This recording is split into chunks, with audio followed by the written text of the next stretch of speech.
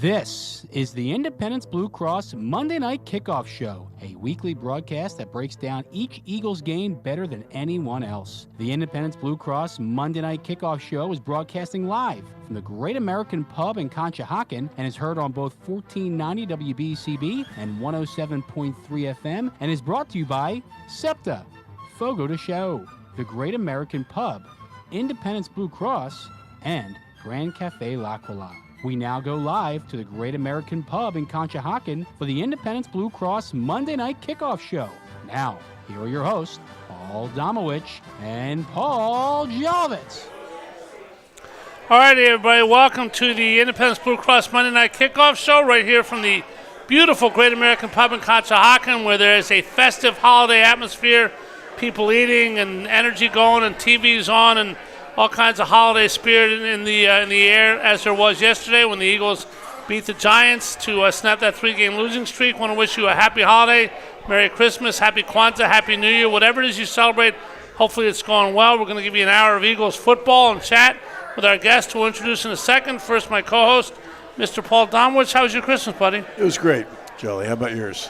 Great. I'm Jewish, as you know. Hanukkah, yes. Christmas. My wife Amy's not, so we celebrate a little bit of everything. Same here. Had a good time. Beautiful. I just want people to be happy on the holidays. Just be happy, be peace on earth. I know it sounds very cliched, but it is what it is. And I can't provide the peace on earth, but our guest team provided the happiness yesterday. The Philadelphia Eagles beating the Giants 33-25, or as I say, us more, them less. I've known him forever and ever and ever, as have you, Damo, the Eagles insider on the internet, former publisher of the Eagles Digest, man about town, Monsieur Dave Spadaro. Hi, thank you guys for having me. Happy holidays to both of you. Thanks for being and here. Today is actually Kwanzaa, so happy Kwanzaa. Yep, yes. Happy Kwanzaa, happy everything. We have Rocco here, one of Santa's elves, who Santa sent here. We got a bunch of people here at the Great American Pub. Damo, 33-25 yesterday. On my other station, WIP, the question all day, are you frustrated or are you happy? Anytime a team wins a game, obviously you snap a losing streak and there's a million other angles, but I'm happy when it does read us more, them less. Are you? You know, I mean, it was an ugly win. Yep. I mean, you could find some good, you could find some bad. I mean, as recently as late in the third quarter, they were booing the hell out of them at the link. But I mean, they won, and that's the but they got to cut out the turnovers. I mean, that is just. How about this? Not only do they have to cut out the turnover spuds, Dave will be spuds for the rest of the show, but they got to create turnovers. It looks, if you turn the ball over once or twice but create 9, nobody's going to say a thing. We're not making turnovers, we're just giving the ball away. Well, I mean, I've been around, as you guys have, for a very long time, and after you play 15 games and you say, yeah, you've got to cut out this or you've got to add that, then you're kind of asking a team to change what it is. And a team, we keep referring to the Eagles from 2022 as a team that was very good with ball security and that took the football away a lot. And that's just not what this team has been this year. That just may be what this football team is. And that's when you're -8 in the takeaway department, it's a really tough formula to overcome when you expect to win playoff games. So it is mind-boggling the way, I mean, even yesterday, the way this team turned the football over. A kickoff return that Boston Scott runs into Olamide Zaccheaus and fumbles the ball. And then Dallas Goedert's running an out route and slips, and the ball is picked and returned 76 yards for a touchdown. Otherwise, the ball security was great. And then they take the football away at the very end of the game. Keely Ringo in the end zone. But it is, look, I mean, I can talk to you more explicitly why they're not taking the football away. They're not creating the pressure up front that they have in the past. They're not playing with a lead as much as they have in the past. I cannot as easily explain to you why Jalen Hurts has turned the football over so much. All right, we'll start with Jalen Hurts in a second, Damo, but Damo talked about the defensive line. 0 sacks yesterday. Shaq Leonard got 1. Obviously, Hassan Reddick made a great play on a 4th and 1 to stuff Saquon Barkley, but you figure the back 7 is what it is. Some young corners mixed in with some veterans, and obviously Slay's out. Linebackers, a couple new kids in with Cunningham and Morrow out yesterday. But the defensive line, Josh Sweat has been pedestrian this year. They can't get to the quarterback. What's going on with the defensive line? Well, I mean, part of it is quarterbacks that they're playing against are getting the ball out quickly because they know what they're going against. So that, I think there's some other problems. They don't have enough depth, I don't think, at edge rusher. Inconsistency inside beyond Fletcher. I mean, yesterday, Jalen Carter played the fewest snaps. I think he's probably played 17 snaps, yep. You think it had anything to do, Sirianni said in his presser today, had nothing to do with discipline, whatever. I guess you got to believe him at face value. But Carter, after the botched offsides call, let's be honest about it, didn't play a whole lot. You think that had anything to do with it at all? I have no idea why he didn't. But, I mean, clearly, when he's not out there and not playing effectively, I don't know if he's hit a rookie wall. I mean, he's clearly not playing as well right now as he did earlier in the season. So I don't know. But, you need that. When you've got a team that's quarterbacks that are getting rid of the ball quickly, you need a good interior pass rush that's going to get in people's face. Spuds, you've been there forever, as we said. And Domo and I covered the Eagles for a long time, and we're there late in the year, and you see people as people are. But I'm wondering, the season's 17 games now, way longer than the college season. You're around these guys all the time. Is there anything, obviously everybody's different, everybody's their own individual situation, but is there anything cognitive or physically that you can see about a Jalen Carter, a Keely Ringo, somebody who's played a bunch during their rookie year when they quote-unquote hit the rookie wall? Does their demeanor change? Is there anybody whose demeanor has changed in your years with the team? Or is it something we just kind of say must be there, but you really can't put your finger on? I think you could tell with players and their levels of frustration. I think that's apparent. I think that, from a play and production standpoint, it's really important that coaches are monitoring this and that they're putting players and giving them enough time to get their legs back, get their minds back. I don't think Jalen Carter's hit a wall per se. I think he needs to kick into another gear and develop more tools. I think that offensive coordinators and offensive blocking schemes, I think people are really smart in this league, and they see that Jalen Carter, if you leave him alone in single blocking schemes, he's going to club you to death. He's going to run you over, and nobody does it anymore. Yeah. And the problem is that Jordan Davis hasn't picked it up. Milton Williams has to a little bit of a degree. Hassan Reddick isn't winning as much on the edge, and they're certainly, sliding their pass protection his way. Brandon Graham is here and there, not as consistent. Josh Sweat, not as consistent. I mean, last year the Eagles won one-on-one battles. The Eagles played with leads, and they were able to get to the quarterback without having to blitz. This team still won't blitz because they just have so many new faces, young faces, old faces, inconsistency on the back end. You can't really give up the X plays as they gave yesterday. So it's a difficult conundrum for Matt Patricia right now. They need to win one-on-one battles. I don't see physically guys slowing down, but the production would say otherwise. Domo, if somebody was to say that, who'd be the most consistent guy on the Eagles' defensive line all year? Not a whole lot of people would have said Fletcher Cox 3 months ago. How about that? Yeah, and he's played a lot of snaps, and you kind of worry about, whether a few more weeks is he still going to have gas in the tank. But you're right. I mean, Fletcher's played a lot. I mean, when they re-signed him, I thought it was a good move because it's a veteran guy, leadership. You got Jalen Carter who needs somebody to listen to. But I did not expect him to play as productively as he has. I just don't know if I worry about the snaps he's played. Yeah, I thought that the defensive line would just be kind of, to use a hockey analogy, guys coming over the boards and just wearing down. In waves. And that just hasn't been the case. Now, I do think, Jolly, you referenced that the back seven is what it is. I would disagree with you to this point.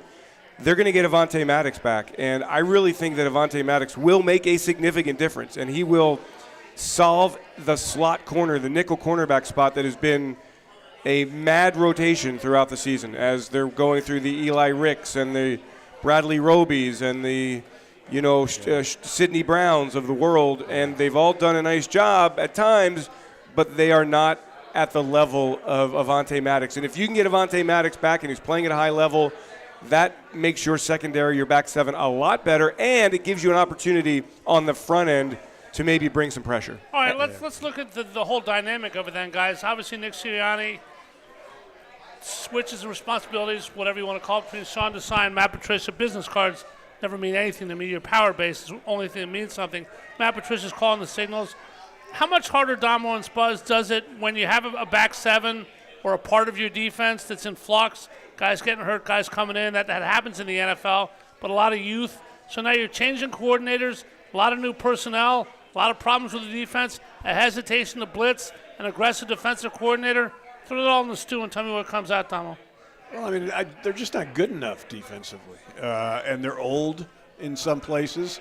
I mean, Spuds is right. Getting Devontae is certainly going to help, but it's not going to get Darius Slay and James Bradbury any younger. There's just no way. You know, Bradbury's not having a good year. Slay's hurt. You know, he'll be back at some point here, but I mean, how much does what are you going to get from Darius? You know, I mean, there was a point where I really liked Reed Blankenship, and I still think he's going to be a decent player. But, you know, you watch yesterday. I mean, such a horrible angle he takes. Was that his fault? Yes. It was his single coverage. To me, it almost looked like a cornerback blew the coverage, and he was. As far as I know, there was no coverage. There was no cornerback anywhere. It wasn't like he wasn't playing over the top on somebody. He took a bad angle at him and then tried to run. And his speed is never going to be his asset. Correct. He's an instinct guy, a hitter. Yeah, but I do think what Patricia's doing right now, if you really look, you see. Yesterday they started 3 rookies. They started Brown. They started Ringo. They started Ben Van Sumeren.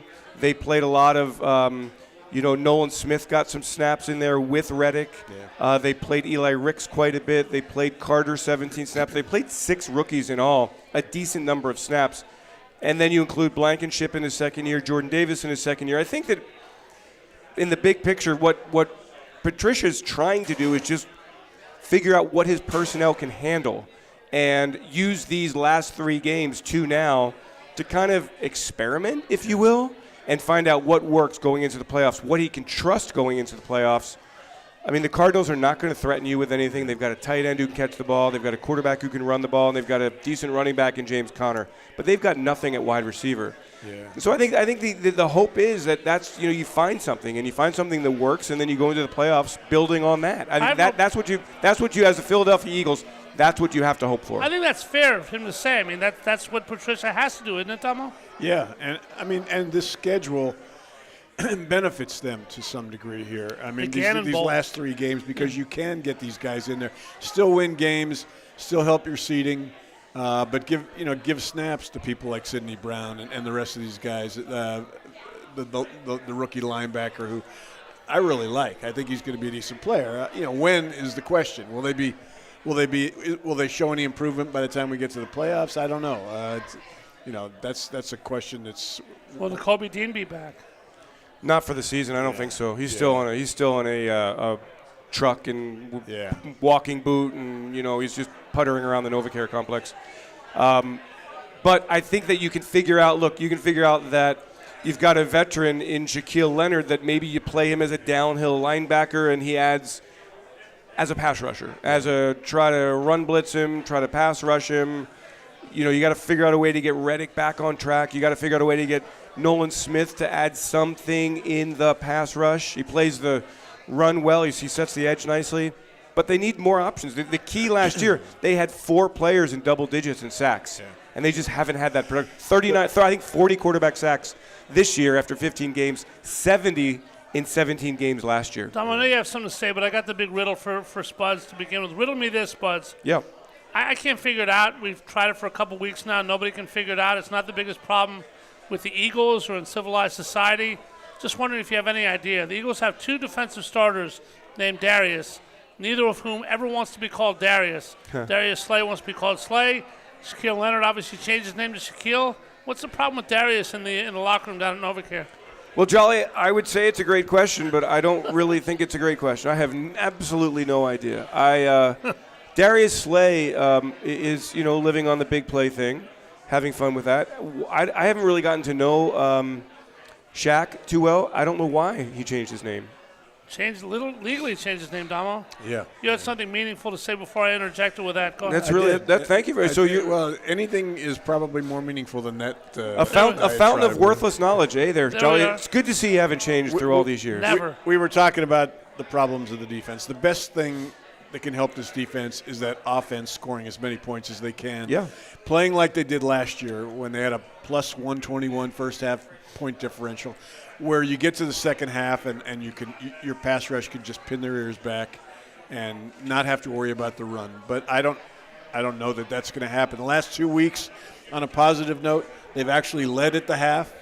Unfortunately, they haven't played very well in the second half. It's interesting, though, when you look, if you want to project long term, well, we'll do it after the break. Yeah, let's take a quick I want to talk break. a little playoff scenarios and, who's really any good in the NFC. Yeah. We'll go over the playoff scenarios. We'll go over the offense. A guy named Jalen, you might want us to dissect him. We certainly will with Dave Spadaro, with my co-host Paul Domowitch. Hope everybody's having a Merry Christmas and a Happy Holiday season. This is the Independence Blue Cross Monday Night Kickoff right here on 1490 WBCB and 107.3 FM. And we are back right after this. Stay with us.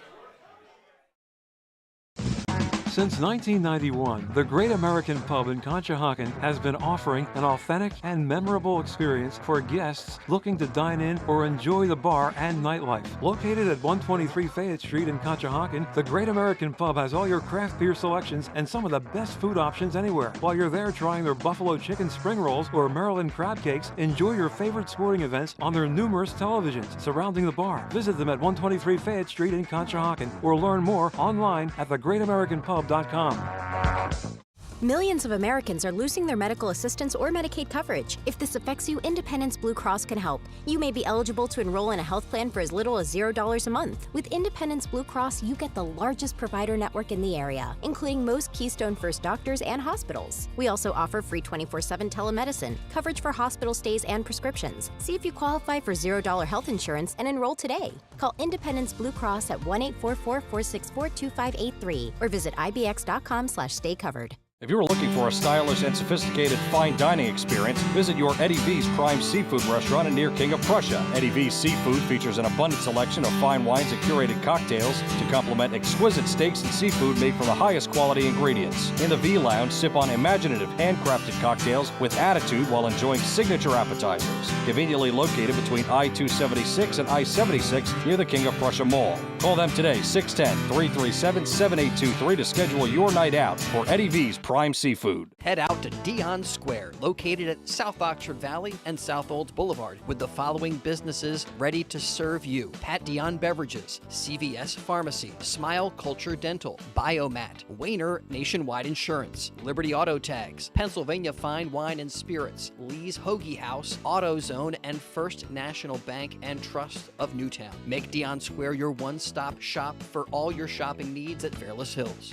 A truly unique dining experience awaits you at Fogo de Chão. Fogo de Chão awes patrons with their history and tradition of authentic Brazilian steakhouse, offering many cuts of decadent fire-roasted meats prepared over an open fire and served tableside by trained gaucho chefs. Fogo de Chão, 1337 Chestnut Street in Center City, Philadelphia. For reservations, go to www.fogo.com or call 215-636-9700. We now return to the Great American Pub in Conshohocken for the Independence Blue Cross Monday Night Kickoff Show. Once again, here are your hosts, Paul Domowitch and Paul Jolovitz.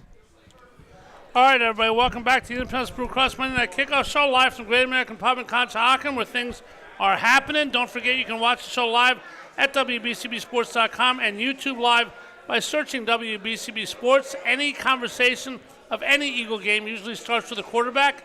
Now Jalen Hurts, obviously, Eagles leading 23 at halftime.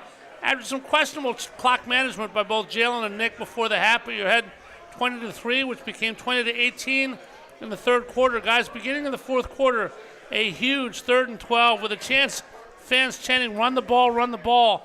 A lot of teams would have run the ball in that situation. Jalen Hurts with a beautiful throw, beautiful route by A.J. Brown. That was a 3rd and 20. Yeah. That's what I said. You said 3rd and 12. Oh, did I say 3rd and 12?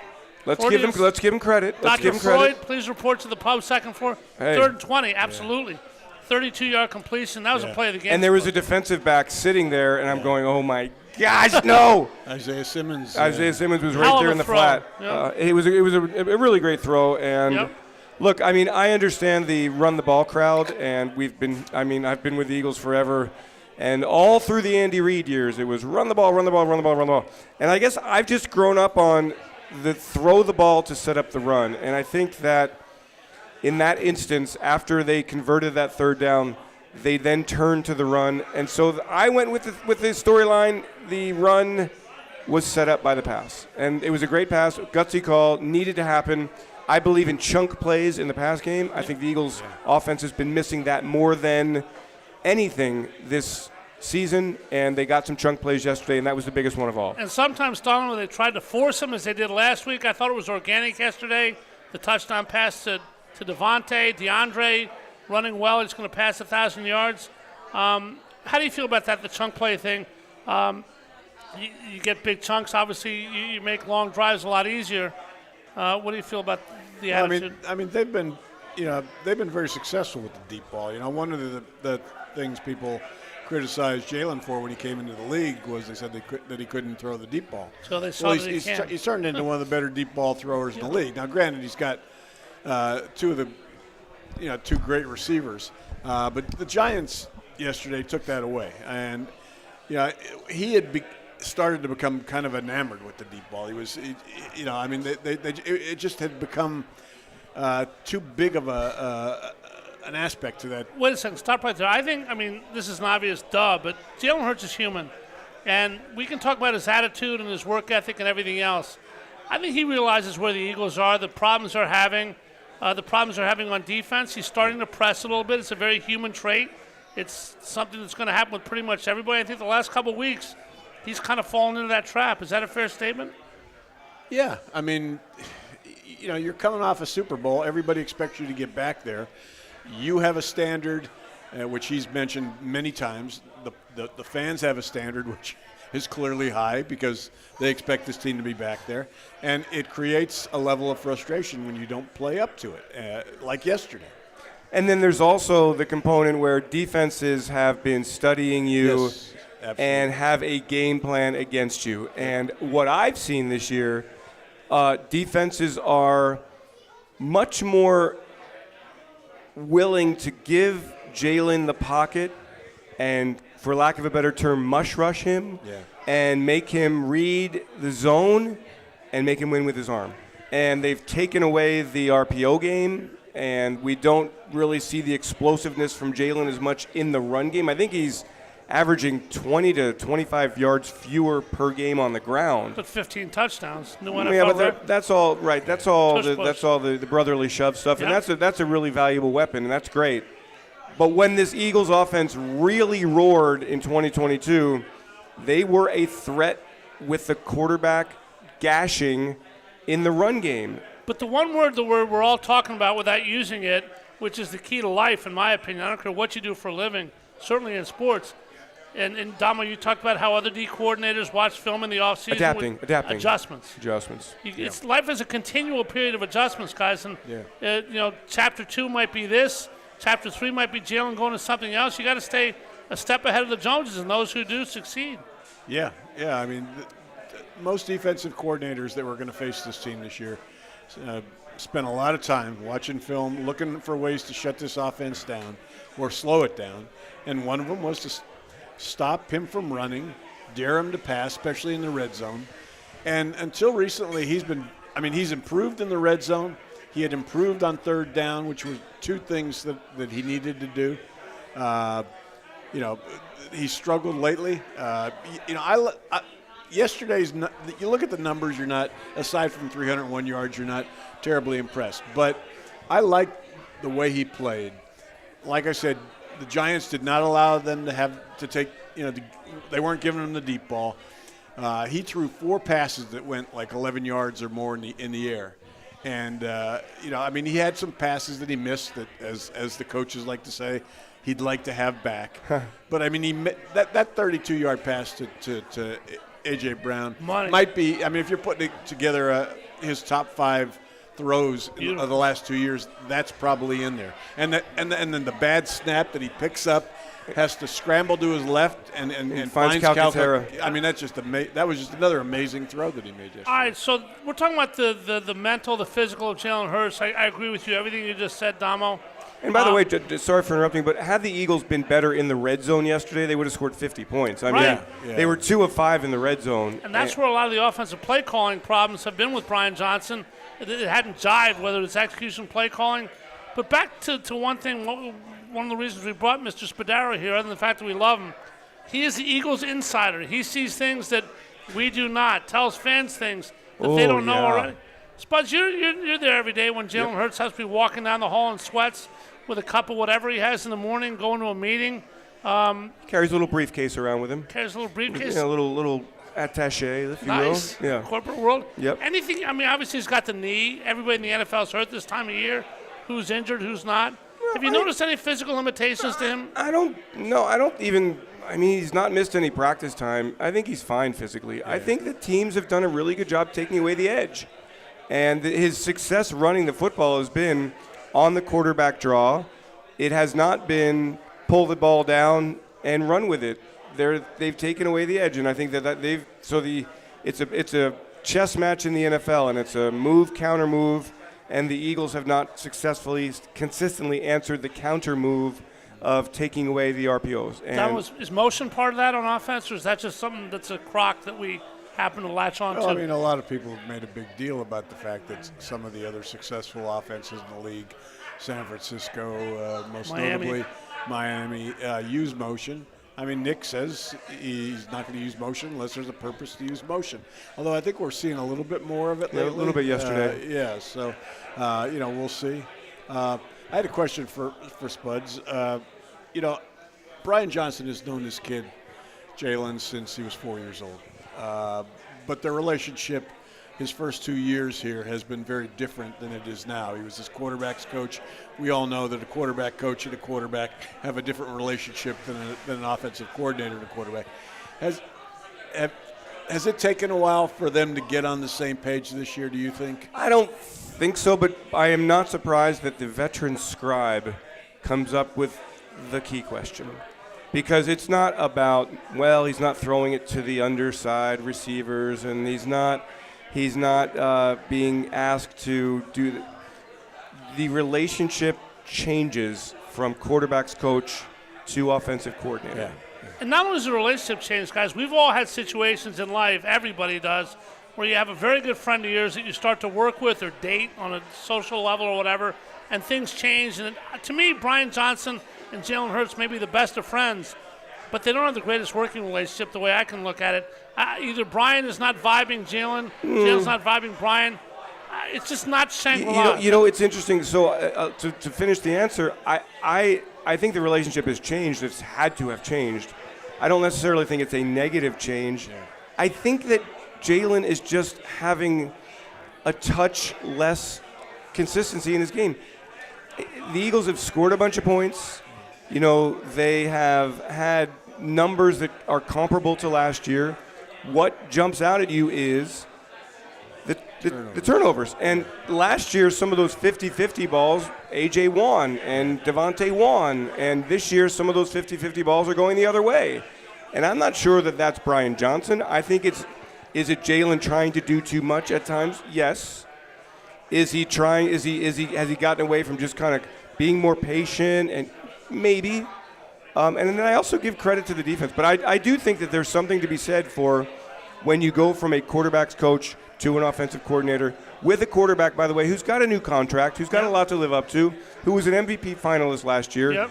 The expectations are outrageously high, and that's the way it is. I mean, nobody's complaining about those expectations. The Eagles are very fine with those expectations, but it's a really thin margin for error. And the Eagles have 2 receivers that they've used this year, not 3.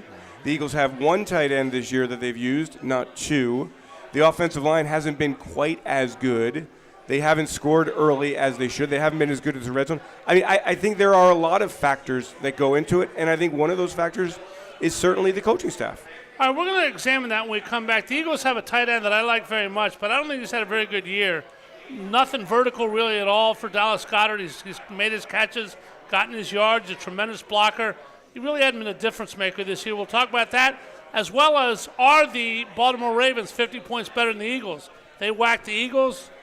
They got whacked by, they whacked the Niners. Niners whacked the Eagles. Is the NFL just a league that week to week can provide anything? I think it can. We'll talk to Damo and Spuds about that when we come back with the Monday Night Kickoff right here from the Great American Pub in Conshohocken. We are back right after this, folks. Since 1991, the Great American Pub in Conshohocken has been offering an authentic and memorable experience for guests looking to dine in or enjoy the bar and nightlife. Located at 123 Fayette Street in Conshohocken, the Great American Pub has all your craft beer selections and some of the best food options anywhere. While you're there trying their buffalo chicken spring rolls or Maryland crab cakes, enjoy your favorite sporting events on their numerous televisions surrounding the bar. Visit them at 123 Fayette Street in Conshohocken or learn more online at thegreatamericanpub.com.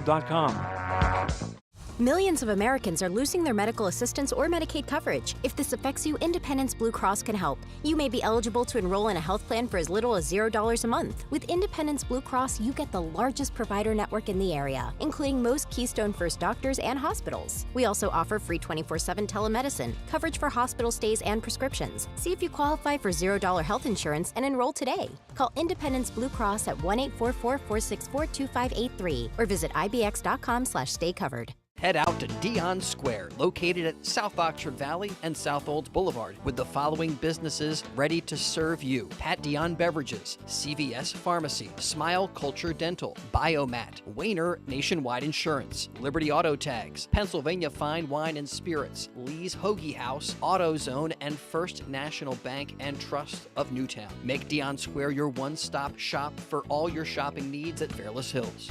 A truly unique dining experience awaits you at Fogo de Chão. Fogo de Chão awes patrons with their history and tradition of authentic Brazilian steakhouse, offering many cuts of decadent fire-roasted meats prepared over an open fire and served tableside by trained gaucho chefs. Fogo de Chão, 1337 Chestnut Street in Center City, Philadelphia. For reservations, go to www.fogo.com or call 215-636-9700. There really is nothing like a home team advantage. That's why Team Toyota is the choice for your next vehicle purchase or service this season.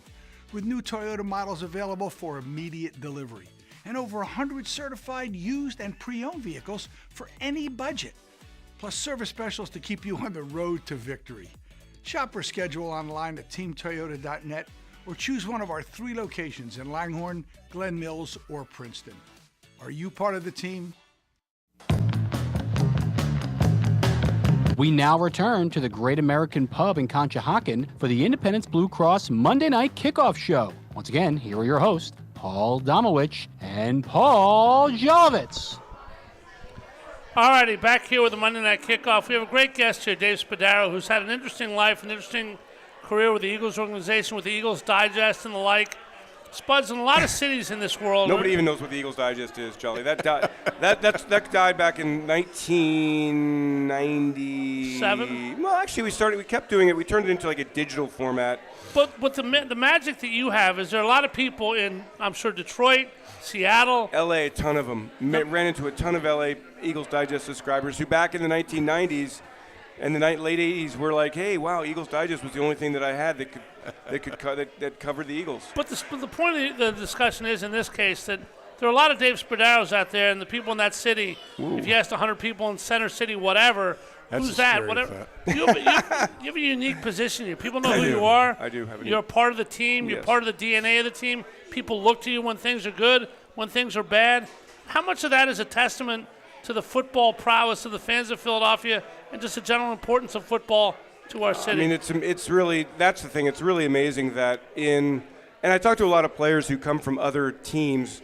When their team is doing poorly in other cities, the fans just don't show up. Here, of course, fans show up and they let you know it. And it really, it means everything. It means the Eagles mean everything to fans in this region. And it's not just the city of Philadelphia, of course. It's the tri-state area. And I really appreciate that. And I am part of the team. I've been a part of the team now for 27 seasons. A lot of ups, very few downs. Jeffrey Lurie has owned the team for 30 years. He's been in the playoffs 18 times. 10 NFC East titles on the way to 11. 7 trips to the NFC Championship game, 3 Super Bowl appearances, 1 Super Bowl title. That's a pretty good run. And I don't think that this team is going away anytime soon. All right.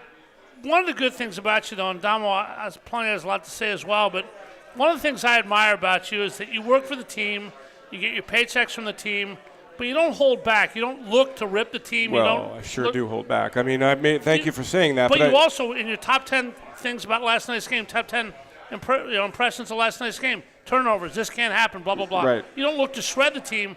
but you're honest enough to give people a clear picture of both sides, right? And you have to. I mean, the Eagles fans are intelligent, and they're not going to buy some blowing smoke analysis of a team that look, I think the feeling now of this very negative, I don't agree with that. We're 11-4.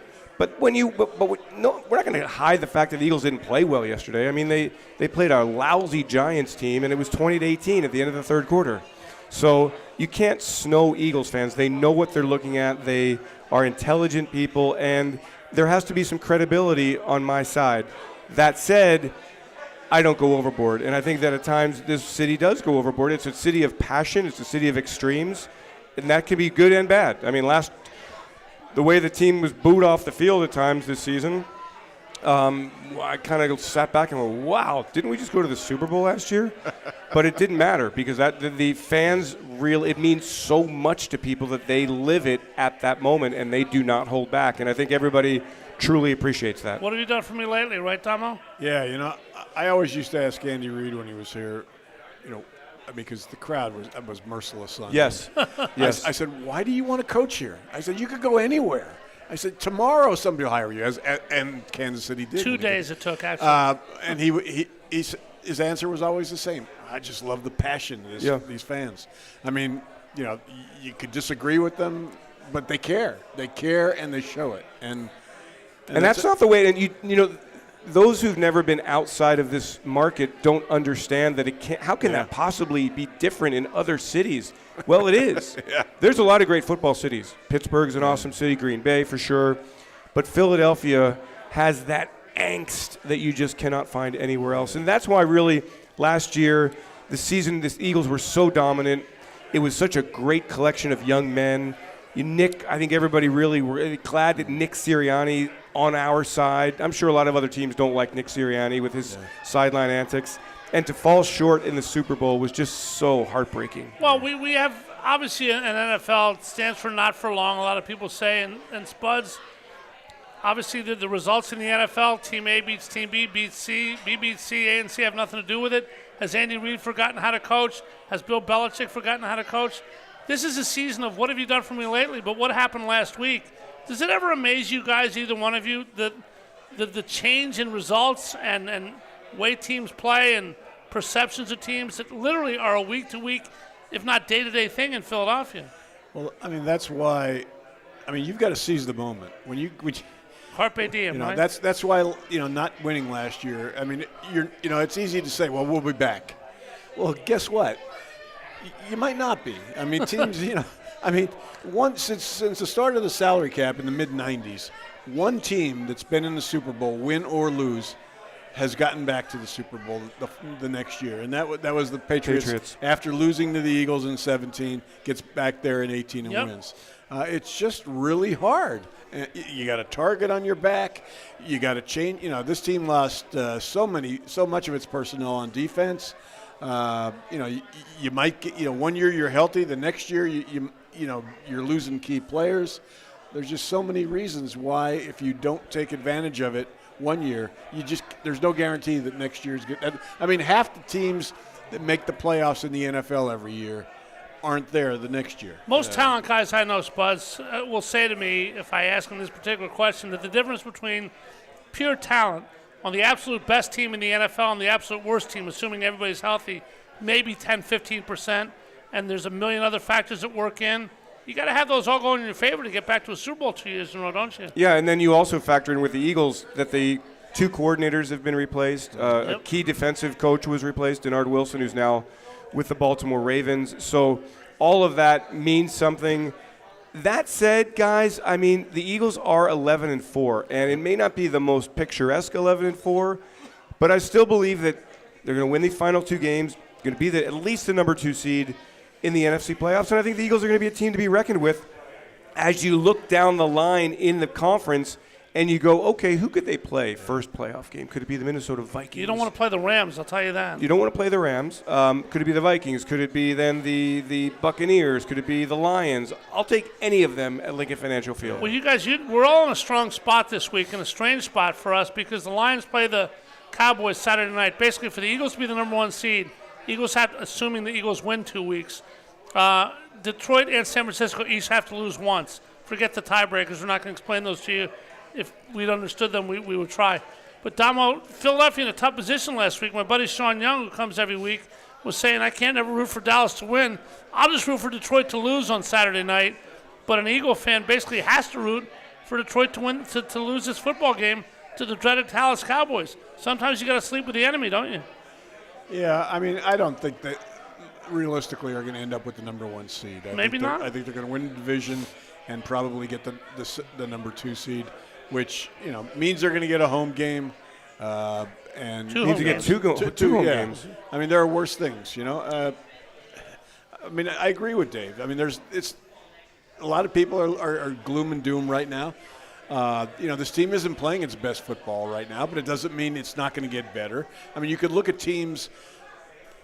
Bruce Johnston on the telecast yesterday was talking about the 3rd Super Bowl winner that he played on with the Cowboys.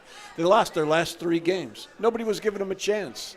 And they had Barry Switzer as their coach, and they win their they win a 3rd Super Bowl. Hey, 2008, the Eagles need all these miracles at the end of the season in the final season, in the final week of the season, to get into the playoffs. That's right. They blow out the Dallas Cowboys in a glorious game at Lincoln Financial Field, and that spark carried into the playoffs, and then they beat the Vikings, and then they go up to New York, and Trent Cole has an interception return for a touchdown against Eli Manning, and they beat the Giants, and then they go to Arizona, and they should have beaten Kurt Warner and the Cardinals and gone to the Super Bowl. And by the way, that year, the Lions, who were the worst team in football, had to beat the Rams, who were the best team in football on the last day to even make that 44-6 matter at the link. It's all about catching lightning in a bottle. It's not just catching lightning in a bottle. This year, I mean, people were said at the beginning of the year, maybe the Bills are the best team in football, maybe the Cowboys with a couple of their early season blowouts. Then the Niners obviously blew out the Eagles. Last night, the Ravens blew out the Niners. Yep. It's amazing, Spuds, that in this league, everything can change so quickly on a dime. Lamar Jackson looks like he's locked to be MVP now. I don't really care about that, but that's the case. Game of momentum, game of injuries. It's a war of attrition in the NFL. Teams are so beat up. It's amazing the difference that a 16-game to 17-game schedule has made in the overall health of team rosters. And you're right. Look, the Buffalo Bills were everybody's darlings before the season, given up for dead after the Eagles beat them. Now they've come back and they've played really well. Exactly. And they're a good football team. And the Dolphins win a tough game against the Cowboys, who can't win away from Arlington, Texas. So I think that I think the AFC, I think you look at the Ravens and you say that is a very good team. Now, hey, Kyle Hamilton got hurt last night. I don't know the severity of the injury. Trent Williams has an MRI on his groin today with San Francisco. Imagine if the Niners lose Trent Williams, how that changes the balance of power in the NFC. Yeah. So anything can happen. Certainly, though, the Eagles must play better football. And to me, it starts at the one statistic that means more than anything else, and that's turnovers. Turnovers. Yep. Jonathan Gannon ball Sunday, Damo. He comes back. First thoughts on this one? I mean, they should win. They should win easily. Can they turn Kyler Murray over? Huh? Can they turn Kyler Murray over? Sure. I mean, I think they can get pressure on him. They can, they can't let him run wild. I mean, you let him get out of the pocket, and he can do some damage to you. But Arizona's a horrible team. There's no reason they shouldn't win this game by double digits. I remember we went. So Jonathan goes to Arizona. And Nick Rallis is the former Eagles linebackers coach who's now the defensive coordinator out there. And I saw them shortly after they left after the Super Bowl. And then we go to the Combine, and I saw the two of them. And I said, how's it going to be? Because I kind of had no idea how bad Arizona was at that time. My head was in a fog. And I said, boy, the Arizona media, no problem. You're not going to have any problems out there. It's not like you're going to be 0-6 or anything. And they go, I'm not so sure about that. They really that roster has been gutted, and they're playing for 2 first-round draft picks next year. Yeah. I think they're now sitting at number 2 and number 16 overall. They've got Houston's first-round pick as well. So they are in rebuilding mode. They'll likely get one of the quarterbacks and then have to build around the quarterback, and that is a really difficult thing to do if you can't protect your quarterback. As we have seen with Bryce Young, it's really hard to develop a young guy. And Kyler Murray, are they committed to him long term? What do the Cardinals think about Jonathan Gannon? What does Spuds think of Jonathan Gannon, who's going to get a wild welcome to the Link this Sunday? Also going to ask when we come back, we're going to take a final break and come back. My favorite Eagle in my 30-plus years of covering the team as a human being is very close. Brandon Graham by a half a nose over Jason Kelsey. We'll find out who Domos are and Spuds. I always regard an athlete as to what they are, but to me the person is more important than the athlete. Spuds knows all who have walked through the NovaCare walls. We'll hear what he has to say when the Independence Blue Cross Monday Night Kickoff final segment rolls on after this. Stay with us, folks.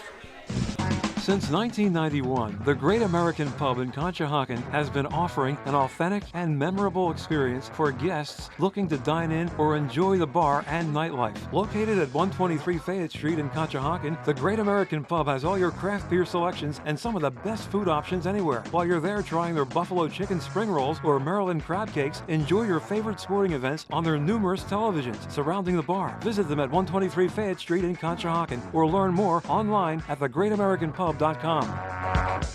Millions of Americans are losing their medical assistance or Medicaid coverage. If this affects you, Independence Blue Cross can help. You may be eligible to enroll in a health plan for as little as $0 a month. With Independence Blue Cross, you get the largest provider network in the area, including most Keystone First doctors and hospitals. We also offer free 24/7 telemedicine, coverage for hospital stays and prescriptions. See if you qualify for $0 health insurance and enroll today. Call Independence Blue Cross at 1-844-464-2583 or visit ibx.com/staycovered. Head out to Dion Square, located at South Oxford Valley and South Olds Boulevard, with the following businesses ready to serve you: Pat Dion Beverages, CVS Pharmacy, Smile Culture Dental, Biomat, Wayner Nationwide Insurance, Liberty Auto Tags, Pennsylvania Fine Wine and Spirits, Lee's Hoagie House, AutoZone, and First National Bank and Trust of Newtown. Make Dion Square your one-stop shop for all your shopping needs at Fairless Hills. A truly unique dining experience awaits you at Fogo de Chão. Fogo de Chão awes patrons with their history and tradition of authentic Brazilian steakhouse, offering many cuts of decadent fire-roasted meats prepared over an open fire and served tableside by trained gaucho chefs. Fogo de Chão, 1337 Chestnut Street in Center City, Philadelphia. For reservations, go to www.fogo.com or call 215-636-9700. Football fans know who scored when, who sacked who. You could follow your money just as closely with Virtual Wallet from PNC. View spending by category and month, so you see where your money's going and when. You can even get email budget alerts. Know your spending like you know football. That's an achievement. Visit any PNC branch or PNCVirtualWallet.com. PNC Bank, for the achiever in you. The PNC Financial Services Group Incorporated, all rights reserved. PNC Bank, National Association, FDIC.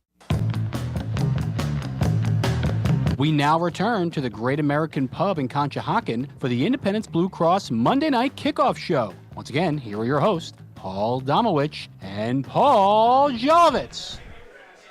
All righty, we all cover the Eagles. We all develop business relationships, working relationships with these guys. Dave Spadaro on a day-to-day basis. Domo, you did over many years. We all look inside of the players we cover as human beings as well. You try not to make friends with them. You got a job to do. But anybody that's human will also, you have a working relationship with these guys. Some are going to be more favorites than others. You try not to let it impact you, but if you're human, you probably do. My favorite Eagle ever was a guy named Todd Bell, who was here from Ohio State in the 80s. Loved him, wonderful guy, better person than he was a player. I've loved Brandon Graham, Jason Kelsey off this team. Who's your favorite, Domo, in your long career with the Eagles? Well, like I said, I wouldn't use the word favorite because, when I was covering the team, it was just people that I respected and liked, and it was usually people that cooperated with me, that I knew wouldn't lie to me. And Jason Kelsey's probably right near or at the top of the list. I've always found that offensive linemen have been the best people to go to if you're a journalist. The hockey players of football. Yeah, exactly. Lane Johnson I'd put in that same category. I could date myself going back to the 80s when they had Ron Baker and Steve Kenny and people like that, but nobody out there remembers them. So I'll stay. Jason has always been available, or for the most part, gives you honest answers. Yep. And that's what you appreciate as a media member. Exactly. Spuds, you've been there forever and ever and ever. You know these people as people. Anybody that touches your soul more than any other? Yeah, I've gone beyond just the professional relationship with a lot of them, and certainly would agree with you on the Brandon Grahams and the Jason Kelseys. But I've always been really, really close with Mike Quick. And I'll tell you, all time, Troy Vincent and I have always been very close since his days. I've found him to be engaging, bright, articulate, honest. And since he's gone to the league, I've stayed in touch with him really closely. And but I would tell you that John Dorenbos and I have probably stayed in touch the most and socialize. And how's he doing these days? He's Wonderful doing great. guy. Yeah, he's doing great. He's actually out touring with Tony Robbins. And, he's got a great story to tell. And in the corporate world, that's a valuable thing. And John is a bright light in the world. And he has gone through, for those who are not familiar with the story, I mean, look it up. I mean, his story is incredible, remarkable. And John's always been an upbeat guy, always an emotional, honest guy, and incredibly, incredibly talented. Yeah, I mean, life's full of people who do one thing well but have other avenues to their life, and John Dorenbos is a city map. He'd do a little bit of everything. Wonderful guy. Garth Brooks, his best buddy. Yep. How that happened, I have no idea, but it really is amazing. All right, looking toward the last couple games of the year, the Cardinals come in, Jonathan Gannon, then the Giants again. People say, well, they're 2 wins. In the NFL, you're never sure. Look what happened to the Lions in 2008 and 8 million other examples. Spuds, what do the Eagles have to do to simply take care of business and go into the playoffs the highest seed they can? Hopefully you hope for other teams to lose, but you can only control what you can control. Yeah, I mean, it would be an absolute misstep to lose to either the Cardinals or the Giants. And in a really unusual way, tell me if you guys agree even a little bit with me. I'm kind of glad the Eagles didn't blow out the Giants yesterday. I think it's really difficult to blow out a team and then 2 weeks later come back and take that team seriously. 100%. Especially on the road. On the road. And, that team's pissed off, and they want to atone for that. So I think that the Eagles – I don't know that they're going to be pissed off when they're right. Most of those guys are just they going might be packing it up. But they're playing for nothing. So, I mean, there's nothing to lose. But I do think that, look, you want to get better. I just think it's very difficult to lose to either of these teams. I obviously want to see the Eagles – hit on something defensively, something that works with them, start to take the football away. Would love to see Avonte Maddox come back, and I think he will make a difference for this defense in coverage. So that's a big one. Offensively, look, I mean, I think the Eagles can move the football up and down the field on the Arizona Cardinals, as they should, and find some consistency and feel like maybe they've lit a little fuse and gained a little bit of confidence and gained some consistency going into the postseason. It would be an upset if they get the number 1 seed. I think this team would be greatly beneficial to gain that number 1 seed, to get a rest and get the bye week. But I don't expect the Niners to lose another game. That said, win 2 games, go into the postseason. Really, when you look at it, as hot as anyone in the conference. San Francisco won't have a 3-game winning streak. The Cowboys won't have a 3-game winning streak. So let's go. The Eagles will have a rarity this Sunday, 12-point favorites, but a Sunday 1 o'clock game. Other than the 2 Commanders games, they haven't played a 1 o'clock game all year. Back to NFL normalcy, huh? Yeah. I mean, what I think this team needs to do in the last 2 weeks, I mean, it would benefit them if Jalen really catches fire here and his confidence goes up, because it's so contagious with the rest of that offense. Defensively, I mean, they need to be – if they, in these next 2 games, follow what they did yesterday, which was be better on 3rd down, it's a small step on a big journey, I guess. Yeah, and maybe part of the inconsistency this year is the fact that the schedule has been so ridiculous, outrageous games all over the place. And so you get a 1 o'clock game here. Maybe you get a 1 o'clock game in Week 18. There's other games that are going to have greater meaning. And so maybe there's your consistency right there. All right, Spuds, I got to be honest with you. I don't know Brian Daboll at all. He might be the greatest guy in the world. He did a hell of a job last year. This year we know they've had their problems. Tommy Cutlets, blah, blah, blah. I'm not sure, guys, I've ever seen a coach as animated on the sideline. We talk about Nick Sirianni.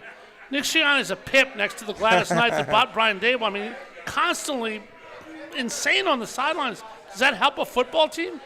Well, I think he's just really, really frustrated. I mean, he's gone from a team that won a playoff game last year to a team that's just horrible this year. They literally couldn't score points until Tommy Cutlets came in and took over the reins at quarterback. Yeah, and as good as Tyrod Taylor looked yesterday, he was awful early in the season. And he's a head coach of a team that invested in Daniel Jones. They're tied to Daniel Jones as their franchise quarterback here moving forward. Spuzz, have you ever had a player, I mean, we know about Tommy DeVito in North Jersey, the whole story, you know it. Has there ever been a local athlete in Philadelphia, you kind of latch on to these guys, maybe take them to appearances, vibe with them a little bit? Well, I mean, before my time, I would say Vince Papale would be in that category, but I'm trying to think of a local guy. Marvin Hargrave, remember Marvin Hargrave? Yeah. Wide receiver. Not Javon, Marvin. Corey Clement was but Corey Clement actually went out and helped the Eagles win the Super Bowl. Yeah. I mean, it wasn't like this crazy story of this kid coming off the streets. And he's also played with every team in the NFC East. He's been bouncing around, yeah. But yeah, it's I think the bloom is off the Tommy DeVito story, and just in time.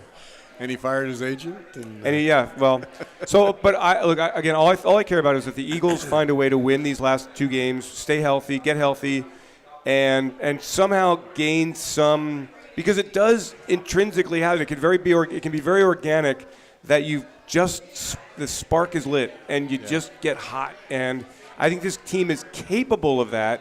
And I think one of the things this year is we've all been waiting for that to happen. And we've all been waiting for it to happen kind of gradually. And obviously it's not going to happen gradually. It's either going to happen or it's not. And the Eagles are either going to make a deep run in the playoffs or they're going to be knocked out. And I go back to 1981. Eagles go to the Super Bowl in 1980. In 81, they go 6-0, 9-2. They lose 4 straight games. They win the last game of the regular season to get into the playoffs, and then they lose to the Giants in the first playoff game. And then in 82, strike-shortened season, Dick Vermeil burns out. Eagles go into this tailspin until Buddy Ryan came to town. Damo, Bruce Springsteen said you can't start a fire without a spark. You got 60 seconds. What can that spark be? It's Jalen Hurts. I mean, he's the leader of this team.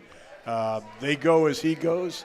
If he catches fire here, who knows what happens in the playoffs.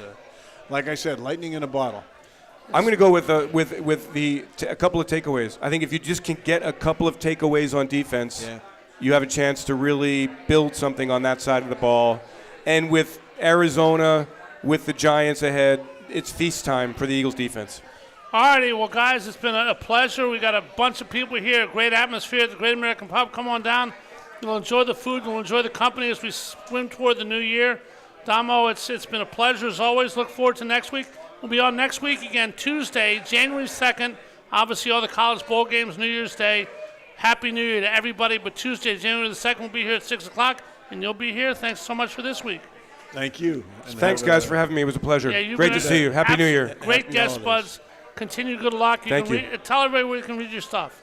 PhiladelphiaEagles.com is where I'm at, where I live, and all around the periphery in Philadelphia media. Terrific. Mr. Spadaro, been a great job and great time having you on the program. Brianne O'Neill produced this fine program. Stephen Lawler, Keith Noonan, Gus Barber had to do with something back at the station. Thank you, guys.